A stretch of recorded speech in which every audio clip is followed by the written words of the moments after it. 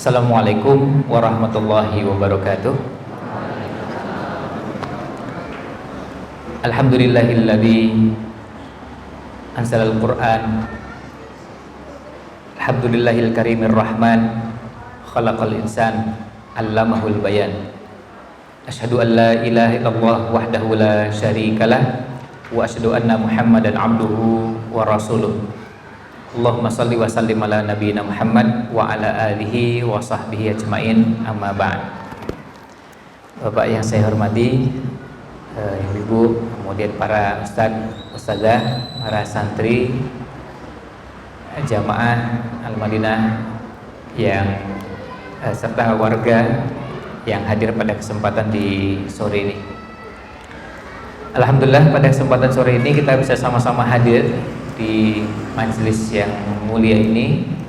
Kita sama-sama ingin belajar, dan salah satu yang ingin kita pelajari adalah Ramadannya Rasulullah Sallallahu Alaihi Wasallam.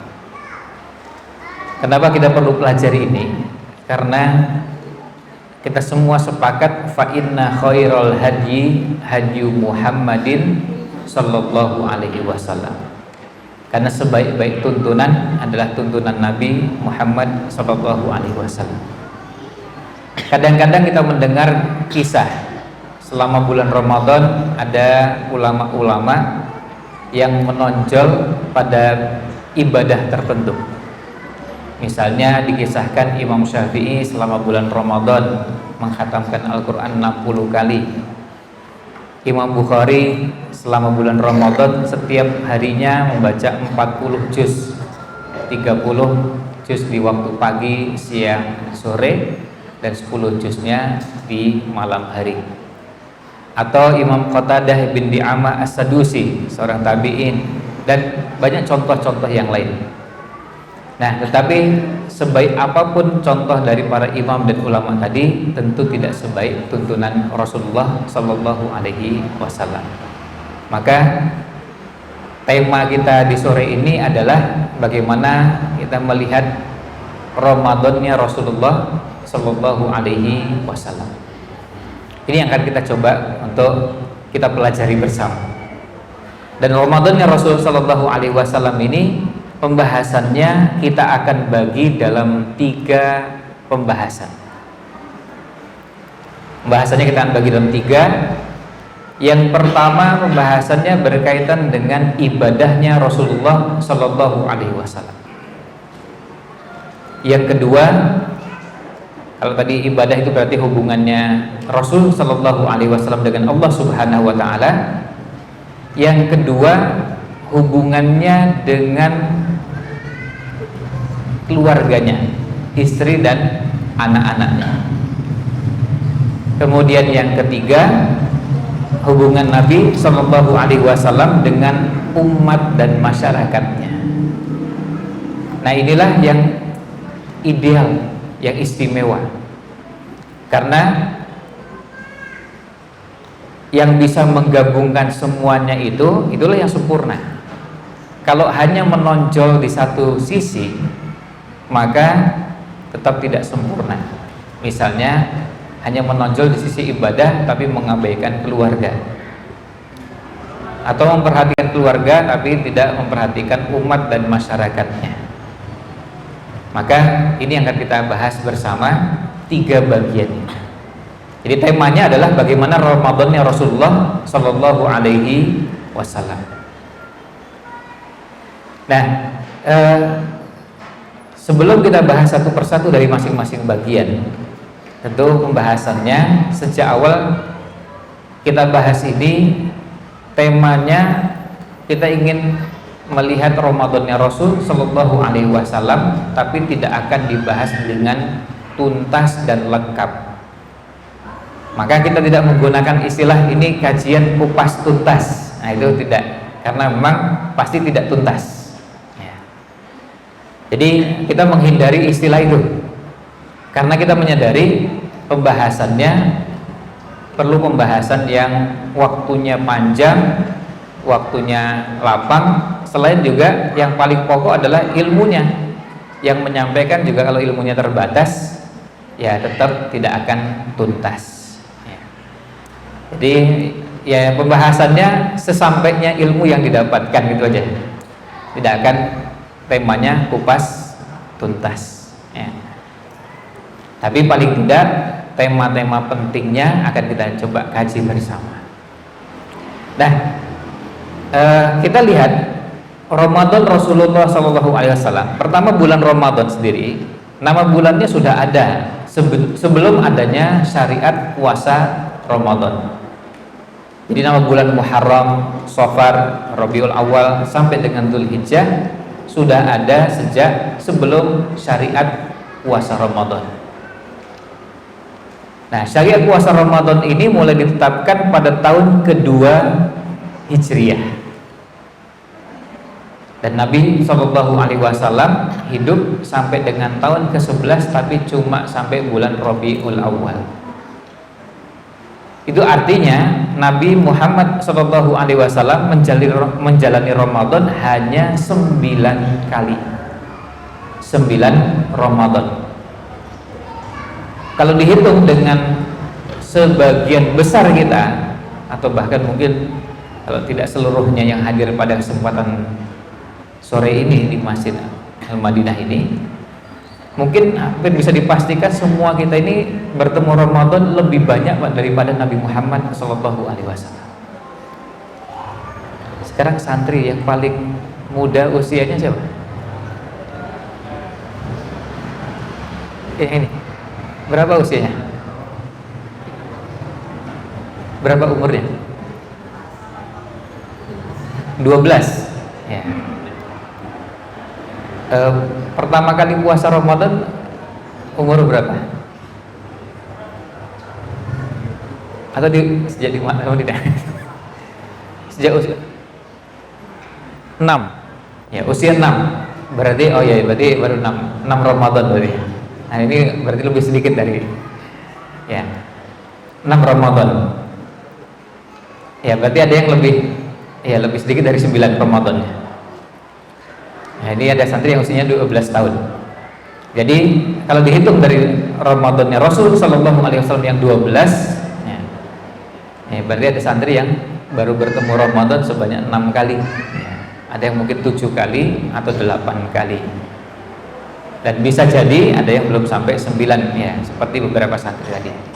Tapi untuk bapak-bapak, ibu-ibu sudah pasti sudah jauh lebih banyak. Kalau Pak Tejo berapa? Apa tuh? 72, ya. Ah, 72 kalau urangi 12 berarti 60, ya. Berarti sudah 60 Ramadan. Wah, ini sudah berapa kali lipatnya dari Ramadan Rasul SAW yang 9 kali. Berarti sudah berapa ini? Kalau 60,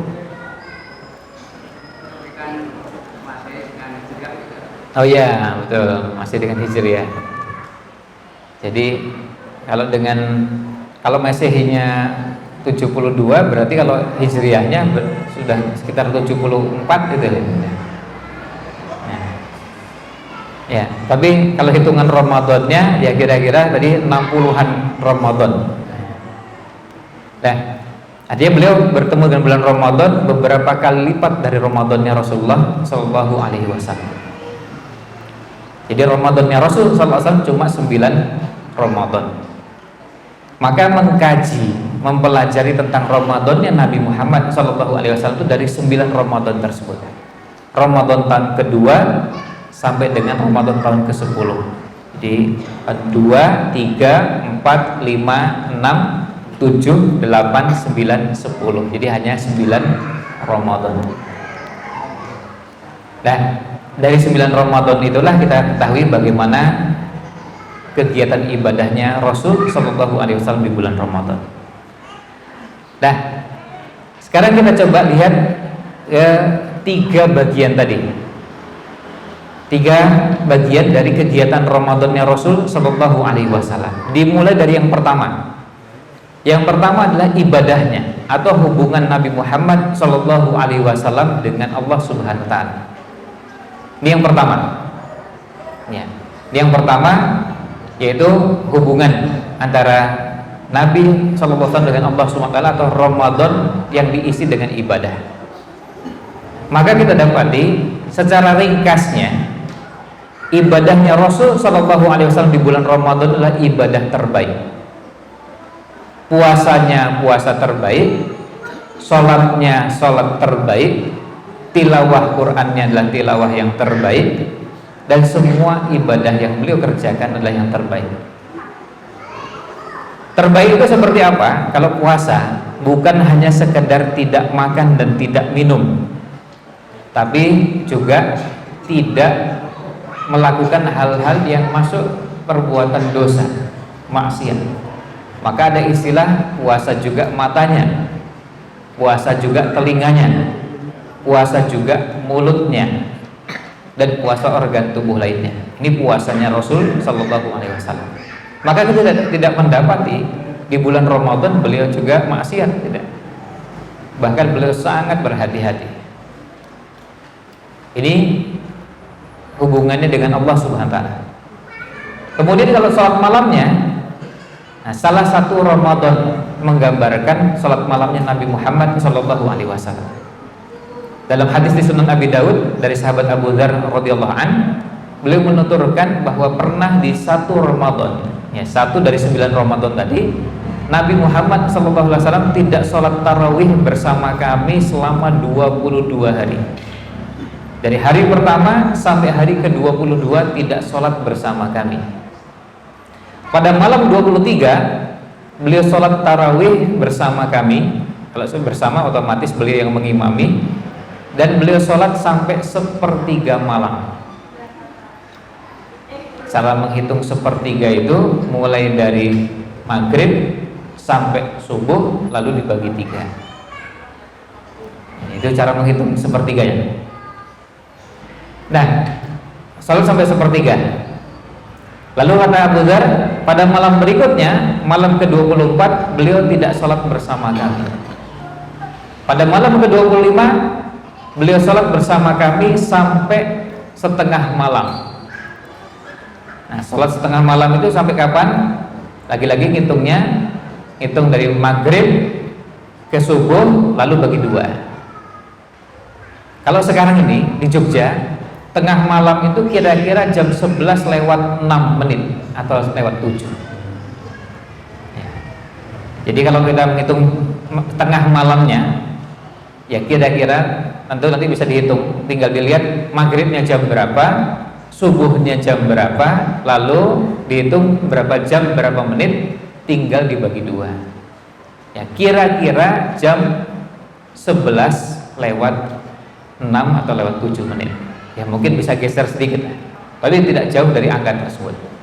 Artinya tidak jauh dari angka 6 atau 7 menit. Jadi bukan jam 12 ya. Tengah malam itu bukan jam 12.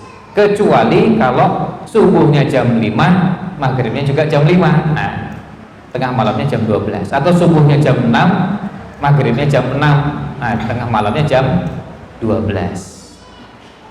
Jadi tengah malam dalam istilah yang berhubungan dengan sholat malam, dalam istilah kita bukan jam 12 malam. Istilahnya tengah malam itu adalah dihitung dari mulai maghrib kemudian subuh lalu dibagi 2. Nah, pada malam ke-25 sholat sampai tengah malam. Jadi bisa dibayangkan sholatnya mulai ba'da isya sampai dengan jam 11 lewat 5 menit lah biar gampang. Kira-kira berapa jam itu?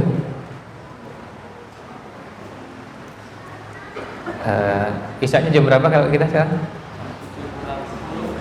Ya, kalau mulai qomat ya kita hitung jam 7 lebih 5 lah begitu ya, mulai sholatnya. Kemudian berakhirnya itu kan sholat isya, kemudian nanti sholat sunnah ba'diyah, lalu sholat malam atau sholat tarawih, dan berakhirnya jam 11 lewat 5. Jadi 8, 9, 10, 11, kira-kira 4 jam. Nah, sholat yang sudah panjang seperti itu, para sahabat kemudian mengatakan kepada Nabi SAW, Apa ungkapan mereka? Mereka mengatakan, lau nafal tanah baqiyata lailatina hadhihi. Ya Rasulullah, seandainya Anda sholat sunnah menyempurnakan sisa waktu yang tersedia ini, sholat nafilah lagi, ini kan masih ada sisa setengah. Jadi mulai ba'da isya sampai tengah malam sudah dikerjakan. Lalu sahabat bukan protes, tapi malah minta tambah, minta supaya ditambah sholatnya karena masih ada sisa waktu setengah malam yang tersedia. Ini yang disampaikan oleh sahabat. Apa jawab Nabi? Nah, ini tuntunan Nabi SAW. Beliau memberikan jawaban kepada para sahabat yang itu menjadi dasar untuk kita mengerjakan sholat tarawih bersama imam sampai selesai witirnya imam. Beliau SAW bersabda, innahu man qama ma'al imami hatta yansorifa kutiba lahu qiyamul lailah. Siapa yang sholat bersama imam sampai selesai witirnya imam, dicatat baginya sholat satu malam penuh. Jadi kalau kebetulan kita sholat di masjid yang sholatnya hanya setengah jam, tapi sampai selesai witirnya imam, dicatat sebagai orang yang sholat semalam penuh. Kalau kita suruh sholat semalam penuh, kita nggak akan sanggup. Bahkan jangankan satu malam, setengah malam saja bisa jadi banyak di antara kita yang nggak sanggup. Ada sebagian yang sanggup karena berada di Mekah atau Madinah, karena memang suasananya mendukung. Ketika berada di Mekah atau Madinah, orang semuanya pergi ke masjid, sholat tarawihnya semuanya sama di Masjidil Haram, ya ngikuti sampai selesai, meskipun ada yang sampai terkantuk-kantuk. Kalau hari-hari awal, mulai awal Ramadan, biasanya sampai 20 Ramadan, ya sholatnya biasanya berakhir jam 10:04 sampai 10:20. Berapa rakaat? Untuk Ramadan tahun 1444 Hijriah ini 13 rakaat. Selesai jam 10:04 dan tidak ada ceramah. Ya. Tidak ada kultum tarawih, enggak ada. Jadi itu cuma sholat mulai ba'da isya, kemudian sholat ba'diyah, dilanjutkan dengan sholat tarawih yang 13 rakaat sampai jam 10:04. Nah, Nabi SAW memberikan saran kepada sahabat, pokoknya sholat bersama imam sampai selesai witirnya imam, dicatat baginya sholat satu malam penuh. Nah, kita ini enak, dapat masjid yang imamnya sholatnya nggak panjang-panjang dan dapat pahala sholat satu malam penuh. Tentu masjidnya yang nggak panjang-panjang itu maksudnya masjidnya bacaannya pendek-pendek dan kecepatannya biasa, bukan yang kecepatannya apa istilahnya seperti Valentino Rossi, seperti balap mobil, atau kecepatannya diistilahkan dengan RPM, ya, rakaat per menit. Jadi kecepatan sholatnya luar biasa, sampai Al-Fatihah satu nafas, ya. Ya, jadi mulai dari Bismillah sampai Waladhdallin satu nafas karena saking cepatnya. Bukan itu yang kita maksudkan. Yang kita maksudkan yang bacaannya bisa jadi cuma pendek-pendek, tapi tetap tenang, tetap tumakninah, bukan bacaan yang tergesa-gesa. Nah, kemudian itu sholat tarawihnya. Di malam 26 Nabi SAW tidak sholat lagi bersama kami. Ini kata sahabat Abu Dzar, masih di Sunan Abi Daud. Malam 27 beliau sholat bersama kami sampai kami khawatir tidak sempat makan sahur. Mulai ba'da isya sampai dengan waktu sahur hampir habis. Dan ini sholat yang sangat panjang dan tidak ada keluhan dari sahabat. Tidak ada keluhan karena terlalu panjang. Ini contoh sholat malamnya Nabi Muhammad SAW di salah satu Ramadan, sholat bersama sahabat. Tadi puasanya, kemudian sholat tarawihnya, Demikian pula mudarosah Al-Qur'annya. Kalau istilah kita kadang tadarus Al-Qur'an. Nabi Muhammad SAW belajar Al-Qur'an langsung dari malaikat Jibril setiap Ramadan. Dan ini kira-kira hampir sama kalau mudarosah dari sisi lafadznya. Itu kira-kira hampir persis seperti santri setoran hafalannya kepada ustaz. Kalau Ramadan kali ini baru 20 juz, ya yang setorkan seperti itu. Ramadan tahun berikutnya naik lagi jadi 25, berarti yang setorkan 25. Ramadan berikutnya sudah 30, ya berarti yang setorkan 30. Ini Qur'annya. Kemudian apa lagi? Nah, ini kebetulan kita sudah mendekati 10 hari terakhir. Nabi Muhammad SAW juga setiap Ramadan beliau menyempatkan iktikaf. Pernah 10 hari pertama, pernah 10 hari kedua, pernah 10 hari ketiga, dan kemudian beliau menyarankan carilah Lailatul Qadar pada 10 hari terakhir bulan Ramadan. Makanya itu yang dianjurkan. Tetapi di akhir hayat Nabi Muhammad SAW, beliau iktikafnya bukan 10 hari, tapi 20 hari. Ini yang menunjukkan tadi kita sampaikan kesempurnaan ibadahnya. Dan selama iktikaf beliau melakukan aktivitas ibadah yang luar biasa, menggambarkan selain kekuatan fisik juga kesungguhan dalam ibadah. Kadang kita bisa rasakan kalau sudah iktikaf sehari 2 hari berada di masjid untuk yang iktikafnya penuh, ya, yang 10 hari, kita bisa merasakan begitu 2 hari masuk hari ketiga sudah mulai tidurnya agak panjang. Ada yang kalau sudah sholat malam nanti ba'da subuh mulai diajak berzikir sampai terbit matahari, ada yang mulai nggak kuat zikir tapi sambil ngantuk.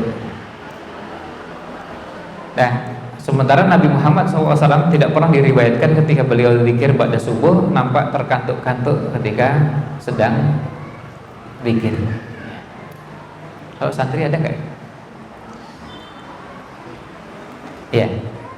Nah, ini zikirnya, iktikafnya, sholat tarawihnya, puasanya. Yang jelas yang pertama ini adalah sempurnanya ibadah Nabi Muhammad SAW. Ini yang pertama. Yang kedua, bentuk yang kedua, kalau yang pertama tadi ibadah, hubungan dengan Allah Subhanahu wa taala. Yang kedua, hubungannya dengan istri-istrinya dan anak-anaknya. Nabi Muhammad SAW orang yang tetap menjalin hubungan yang baik dengan istri-istri dan anak-anaknya di bulan Ramadan. Jadi bukan hanya sibuk dengan ibadah lalu mengabaikan keluarga, tapi tetap memperhatikan keluarganya. Bentuknya apa? Nah, bentuknya ada yang bentuknya dengan cara beliau mengajarkan. Beliau mengajarkan kepada keluarganya, termasuk konsultasi.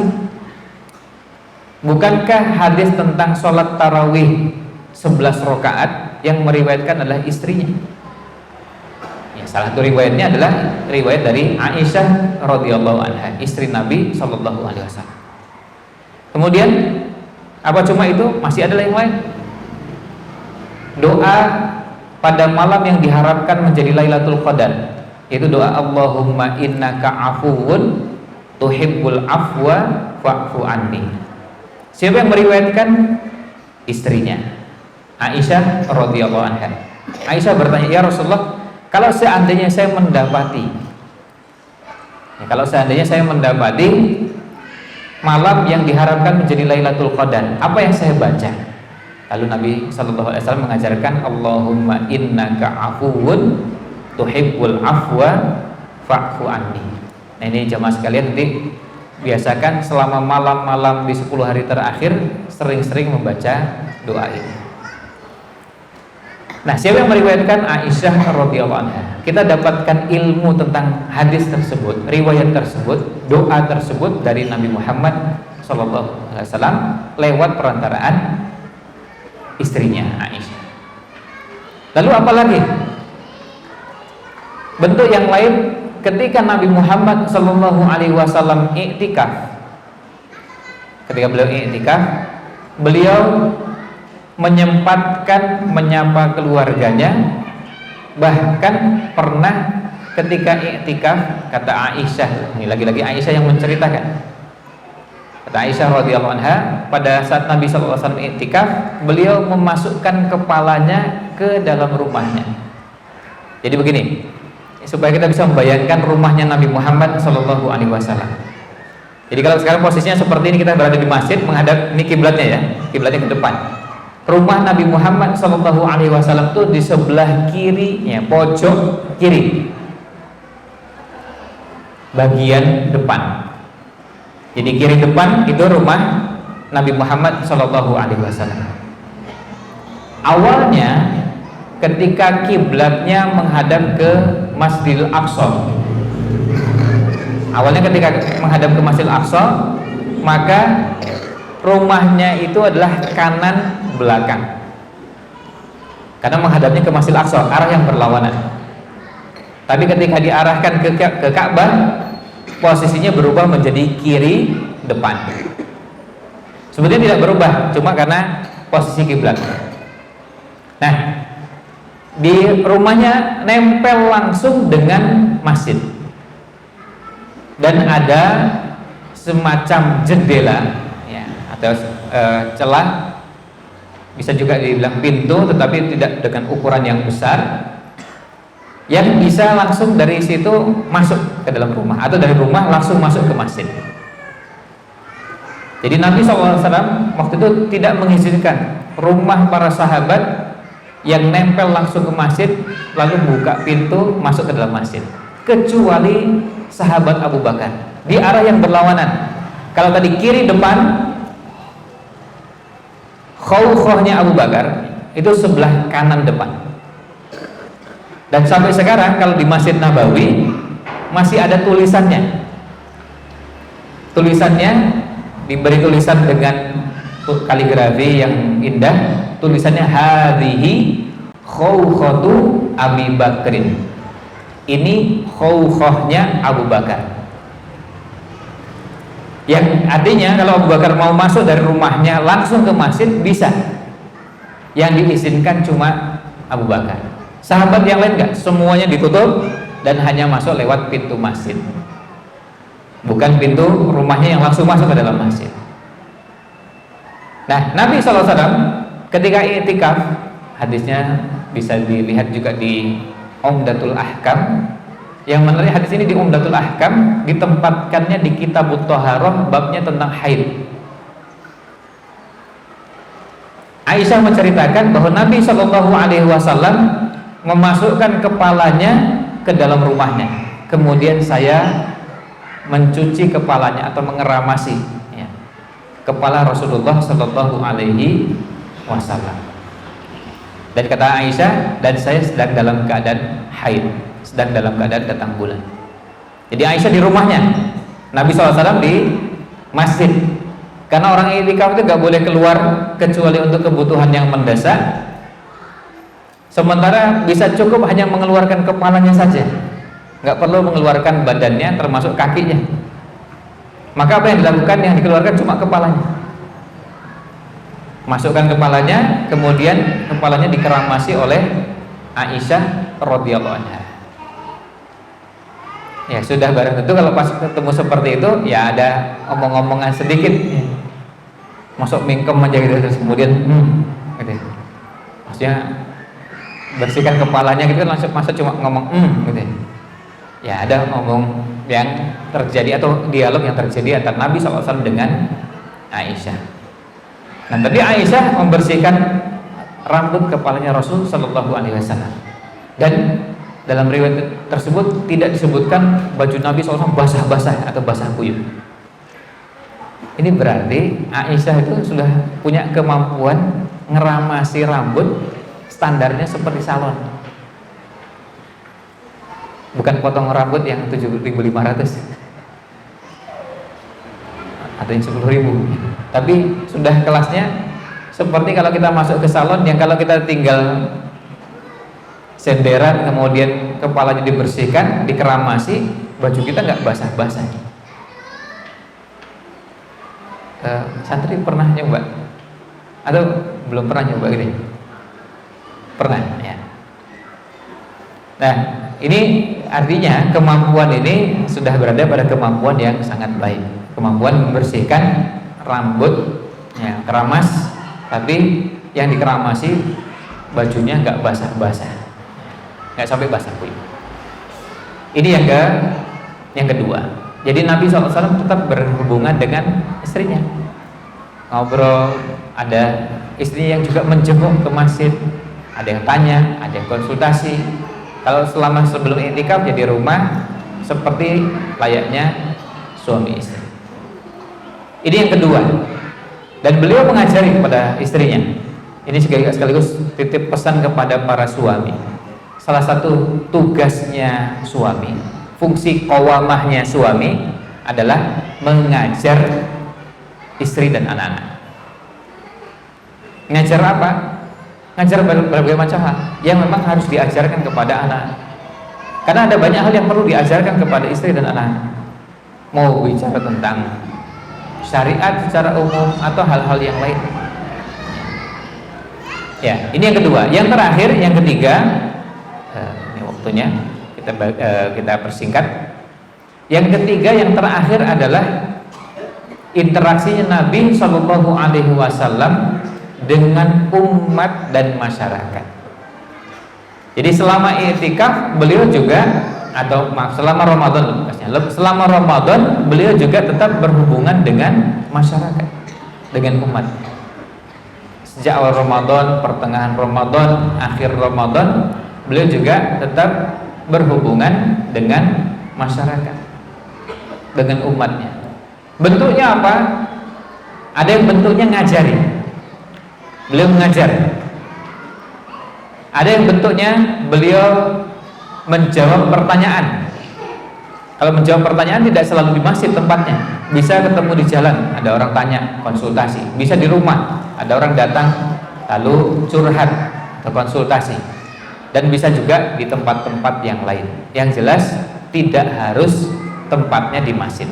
Tapi intinya beliau tetap berhubungan dengan umat, baik dengan mengajarkan, membimbing, memotivasi, memberi semangat, menjawab pertanyaan, menerima yang curhat, ada yang konsultasi, minta dicarikan solusi. Ini yang beliau kerjakan selama bulan Ramadan.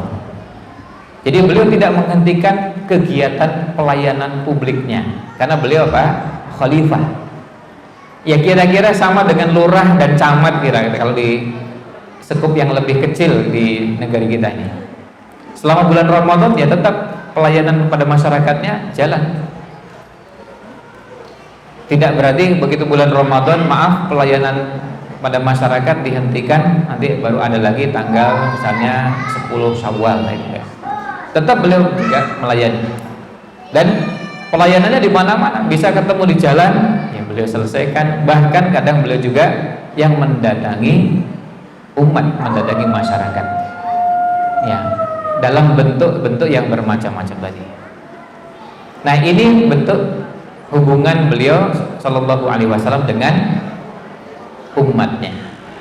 Nah, dari sini kita bisa pahami bagaimana hubungan yang erat antara Rasul Shallallahu Alaihi Wasallam dan menggabungkan tiga-tiganya. Inilah yang disebutkan dengan atau yang kita jelaskan di awal tadi dengan ungkapan fa inna khairul hadyi hadyu Muhammadin sallallahu alaihi wasallam. Sebaik-baik tuntunan adalah tuntunan Rasul sallallahu alaihi wasallam. Untuk bagian yang ketiga tadi, Nabi sallallahu alaihi wasallam juga memperhatikan umatnya, memperhatikan sahabat-sahabatnya. Kalau sudah mulai tampak terlihat, kalau sudah mulai nampak terlihat kurang semangat, diberi semangat. Ya kira-kira sama seperti kalau kita sekarang. Kalau kita sekarang di bulan Ramadan, kalau mulai terlihat nampak kurang bersemangat pada sebagian jamaah, perlu diberi semangat. Karena ada yang memang begitu sudah masuk pertengahan Ramadan, semangatnya sudah mulai menurun. Apalagi ada yang sudah masuk 10 hari terakhir Ramadan, semangatnya sudah mulai terus berkurang. Maka harus ada cara untuk supaya bisa semangat ini tetap tumbuh dan semangat ini tetap dijaga. Kalau di kita, di bulan Ramadan itu masih saja kita dapati semangat sampai ke akhir itu kecenderungannya menurun. Bisa dilihat dari apa? Mulai dari sholat tarawih yang berkurang, sholat 5 waktu yang juga berkurang. Di banyak masjid suasananya seperti itu. Kalau orang mengatakan mudik, mungkin ada yang di perjalanan, iya, tapi yang sudah sampai juga nggak ke masjid. Yang sudah sampai juga sebagian lalu berhenti dan tidak ke masjid lagi. Jadi sama-sama sepinya. Di masjid yang di Jakarta juga sepi, masjid yang di Jogja juga sepi. Katanya orang-orang yang di Jakarta pada pulang ke Jogja, tapi yang di Jogja juga masjidnya kok sepi. Nah terus orangnya kemana nih? Katanya sudah pulang sampai Jogja, sudah nggak di Jakarta, tapi masjid-masjidnya juga tidak seramai yang diharapkan. Nah ini yang masih kita rasakan sampai sekarang. Jadi kita masih merasakan suasana seperti itu, suasana Ramadan. Nah kita melihat alhamdulillah di banyak tempat di belahan bumi yang lain semangat itu masih tetap terjaga. Dan kita tidak menyebutkan bahwa di Indonesia semuanya begitu, tidak juga, karena ada juga yang alhamdulillah jamaahnya masih terus tetap terjaga. Salah satu yang nampak terlihat berbeda dan semangat itu masih alhamdulillah terjaga, antusiasnya memang luar biasa, adalah suasana di Masjidil Haram dan Masjid Nabawi. Sekarang ini belum masuk 10 hari terakhir, tapi kalau nonton di televisi atau tanya pada teman-teman yang berangkat melaksanakan ibadah umroh, maka kita akan dapati suasananya padatnya luar biasa. Insya Allah ini rombongan dari Al-Madinah Tour akan berangkat beberapa hari lagi untuk melaksanakan ibadah umroh dan menghabiskan 10 hari terakhir di Tanah Suci. Salah satu suasana yang dirasakan tahun lalu, Ramadan tahun lalu, beberapa jamaah yang sempat Ramadan dan 10 hari terakhir di bulan Ramadan tahun 1443 Hijriah yang tinggalnya daerah Misfalah, mereka cerita kalau sudah hari 26 malam 27 Ramadan ini padatnya luar biasa. Puncaknya memang di malam 27, padatnya luar biasa. Pengalaman tahun lalu mau ke masjid untuk bisa sholat sholat wajib sekaligus bisa tarawih. Kalau berangkatnya ba'da maghrib sudah pasti nggak dapat. Berangkatnya ba'da asar juga nggak dapat. Bahkan ada yang berangkatnya jam 2 siang dapatnya di jalan raya. Jam 2 siang untuk sholat apa? Sholat asar, nyambung ke sholat maghrib, nyambung ke sholat isya, dan nyambung tarawih di malam 27. Berangkat jam 2 siang sudah nggak dapat tempat di masjid. Dapatnya di mana? Di jalan raya, di jalan namanya Syarif Ibrahim Al-Khalil, Jalan Ibrahim Al-Khalil. Nah di situ dapat, masih dapat tempat sholat tapi di jalan raya. Suaranya terdengar suara imam, tapi kan rasanya beda. Masjidil Haram tapi di jalan raya gitu. Imamnya Sudes, Syekh Abdurrahman As-Sudes, tapi rasanya aspal gitu ya, bukan karpetnya Masjidil Haram tapi di aspal karena memang sudah penuh. Itu jam 2 siang. Terus kalau ingin bertahan sampai dengan nanti asar, maghrib, isya, ya di situ terus, sudah nggak bisa. Ternyata untuk bisa dapat kalau sudah malam hari 26 malam 27 banyak yang berangkat itu sekalian duhur, asar, maghrib, isya, tarawih. Tinggal di masjid. Kalau ingin ingin sholatnya di dalam masjid. Berarti berangkatnya kapan? Berangkatnya pagi. Berangkat jam berapa? Ya setengah 10 pagi. Nah itu insya Allah dapat. Jadi bisa kebayang mau sholat tarawih berangkatnya, sholat tarawih di masjid maksudnya, di dalam masjid, berangkatnya sampai dengan pagi seperti itu supaya dapat tempat di dalam masjid. Kalau cuma dapat di luar, mau berangkat jam berapapun dapat ya, tinggal nanti jaraknya dari masjid ya. Kalau berangkatnya ba'da asar ya minimal setengah kilometer dari pelataran Masjidil Haram, nah itu dapat, tapi di jalan raya dan jaraknya setengah kilometer. Suaranya terdengar karena speakernya di mana-mana, suara imamnya terdengar dan kita tetap bisa sholat, tapi rasanya kan beda sholat di jalan raya dan aspal gitu. Kalau cuma begitu di sini aja di Tebon juga sudah ya, aspal sih sama aja, di muka bumi ini aspal dan aspal ya sama, tapi kan nggak terasa Masjidil Haramnya gitu ya. Kalau cuma aspal kan nggak terasa Masjidil Haramnya ya. Mungkin yang membedakan aspal tapi suaranya si Abdurrahman Sudes gitu ya. Aspalnya sama dengan aspal di Tebon ini ya. Kalau aspal kan sedunia ini ya cuma sama, hampir sama lah. Mungkin kualitasnya lebih bagus sedikit di satu sisi ya, tapi tetap nggak menikmati suasana Masjidil Haram. Padahal yang dicari suasana masjid.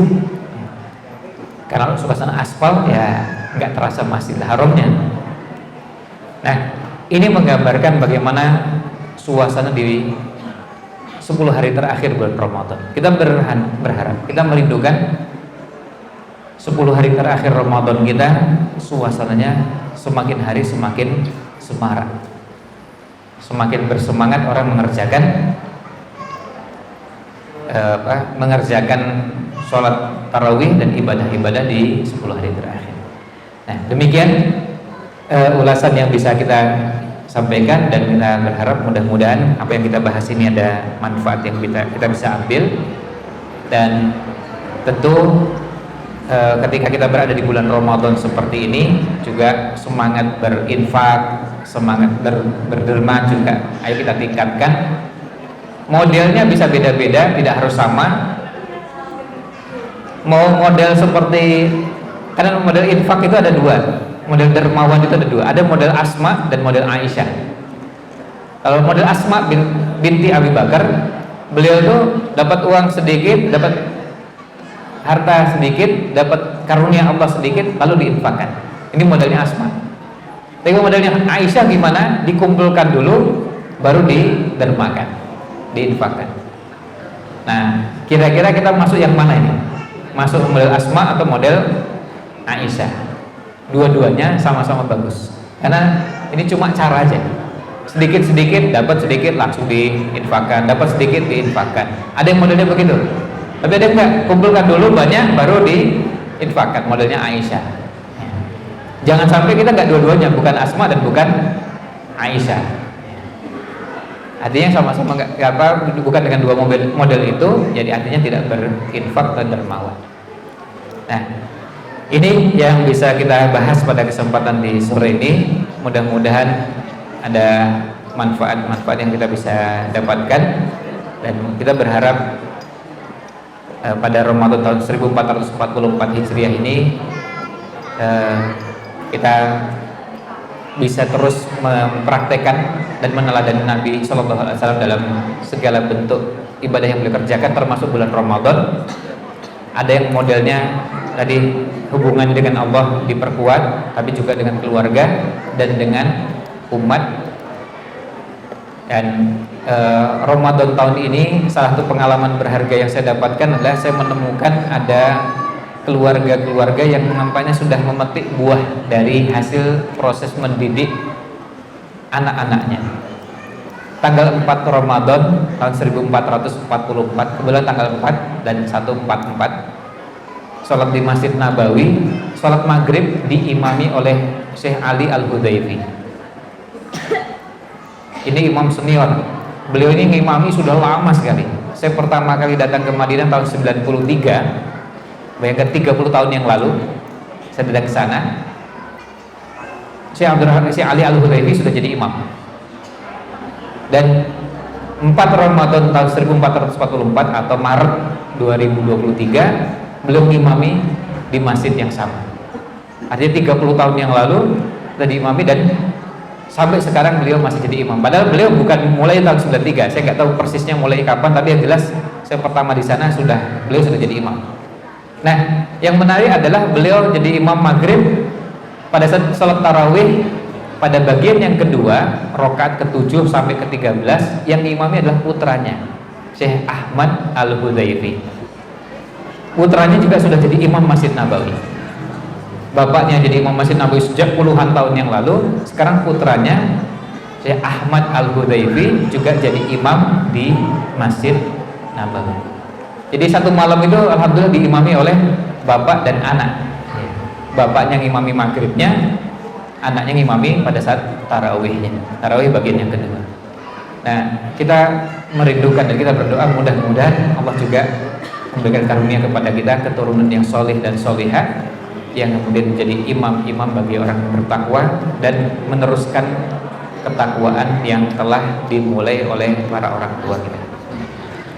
Ya, demikian yang bisa kami sampaikan. Mudah-mudahan ini bermanfaat. Mohon maaf jika kurang berkenan. Wallahu a'lam. Wassallallahu ala nabiyina Muhammad wa ala alihi wa sahbihi ajmain. Wassalamualaikum warahmatullahi wabarakatuh.